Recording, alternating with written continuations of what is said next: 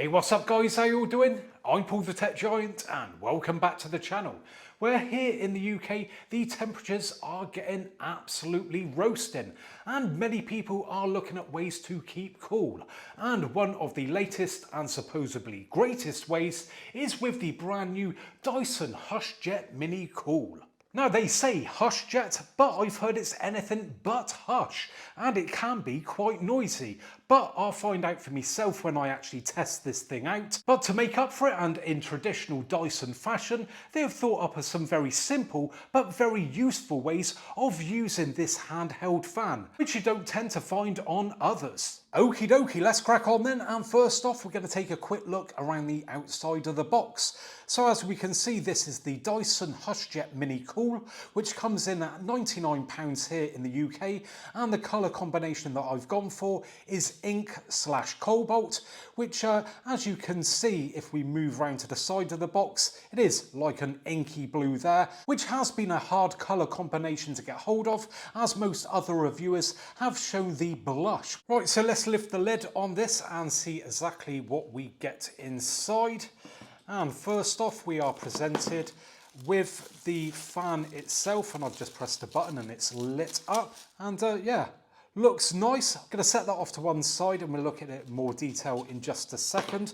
But what else do we have in here? And inside this box we do have a charging cable, which is USB Type-C to Type-C. Next we have a little carry pouch for it, and it's nice to see that that is actually colour coded. So yeah, as we can see there, the little straps on that do marry up with the colour on the actual fan itself, so that is a nice little touch, and it does feel quite premium, to be fair. So next up in the box we've got another layer going on, and in here we have a lanyard. So again, I'll show you how this works in a minute. And the final little accessory out of that box is this stand, which you can use for charging.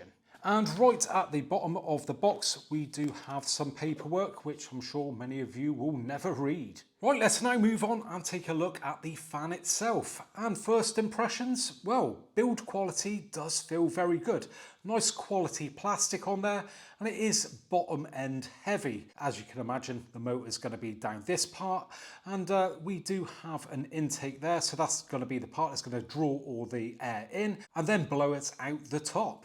Now we do have a bit of Dyson branding going on there. Moving around to the back, we've got our USB-C charging port and a little indicator, so when you plug it in and let you know that it is charging. But if we spin it back round again, we can see that the buttons are very basic indeed. So we've got a push button there for our on-off and our fan speed rocker, so just minus and plus, and then we do have some LED indicators. So let's turn it on for the first time, so flick that switch up, and a bit of a delay there, and let me just turn that off, do it again, so push it up. Yeah, about a second or so delay. Now it's fired into life. We can see we've got it on level 1, indicated by the LED there, and yeah, it's a very slow waft going on. Let's increase the speed, go up to 2. Yeah, feels okay. Up to level 3.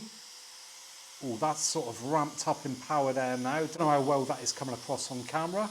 Up to 4.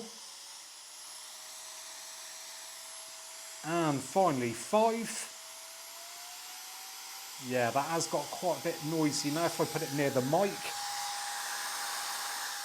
But we do actually have a boost mode. Now this is sort of hidden, and what you need to do is hold down on the plus button. And there we go. Yeah, that's really shot up. What the airflow?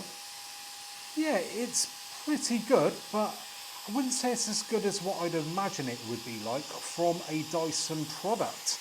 And one thing I do want to just show you guys when we're talking about the airflow is that we do have an adjustable head on this, and so we can move that round to various directions. And I'll show you one of the main reasons why this adjusts just a minute. But what I'm going to do is just lower the fan speed, put it down to 1. We've got the bag that it comes to carry it in, and sort of just waft over there. And it's not really doing a great deal, as you can see. So if you put it up to 2, I'm moving it a bit there, but I am holding it pretty close. Let's put it up again. Yeah, now we're seeing a bit of movement. But it is very directional, as you can see. It's like, you know, there's a like a beam of air rather than it spreading out. So if you go over the side, you're basically getting nothing. Then it's all in the middle, and then nothing again. So let's ramp it up to 5. Yeah, and that is really moving that around now. Again, very directional. Just come off to the side, nothing.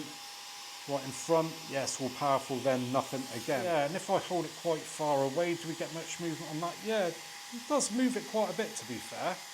But again, just very narrow, that stream of air. Now let me just shut this off for a second because we have got a few more things to test out with this. And I want to talk to you about battery life and charging. So first off, if you want to actually check the battery life whilst it is off, what you need to do is just press on the plus button and then it will come up showing you a number of LEDs depending on how much state of charge it has. Now of course this does come supplied with the USB Type-C to Type-C cable, but it is very short.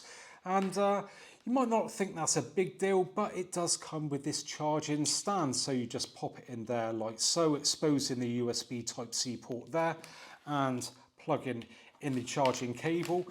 But this is designed to be a stand and you can use it actually whilst it's say on your office desk or such like. But that cable isn't actually really going to reach a plug socket. So yeah, being about 1/2 meter, I'd say that is too short really. You'd need at least 1 meter long to take advantage of the fact that you can use it whilst it is being charged in its stand like so. But you don't actually have to have it on that stand, you could just have it like that or on its side. But it is useful that you can actually use it whilst it is charging, but you can only use it on level 1. You can't turn it up to the max airflow and charge at the same time. Now to charge this to 100% will take approximately 3 hours, which I think is quite a long time, but they do claim it will run for approximately 6 hours, but that is only when on level 1.